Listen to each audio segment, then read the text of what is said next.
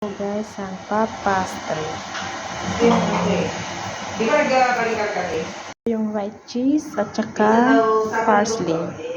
Tapos, halom. Ito yung white cheese, ito yung halom, at ito yung parsley. I-mix nyo lang po siya. Pero nakakatawa kunyari sa bahay. Sige ba nagluto? Marami kay Renilyn kasi siya nagluto niya. Hindi ako nga sa kanya. Napansin yung sunog. Guys, yan na lahat. Yan. Narap palaman na lahat. Ngayon, lalagyan natin siya ng itlog. Yan, sige, sige. Yan.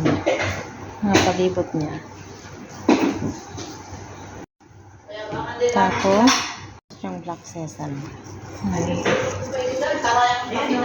Guys, nalagyan ko na siya lahat. Kaya ngayon, isasalang ko na po siya. Yan, luto. Ready to, isasala sa oven. Yan.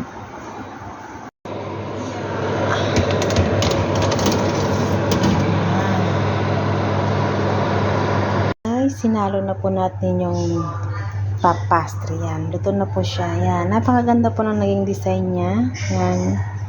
Simple lang po, papastry lang po, tapos butasan nyo sa gitna, pero wag nyo anuhan, yung ano nyo lang ng baso, para lumalim. Tapos, lagyan nyo ng cheese sa ibabaw, lagyan nyo ng ito, at saka ng sesame seed, black sesame, at white sesame. Yan, yan po, luto na po siya, kaya ready to eat na po. Lalagay ko lang po yan sa lagayan, tapos ready to serve na po yan. Yan, yan po ang aking, recipe, pang papastry with cheese.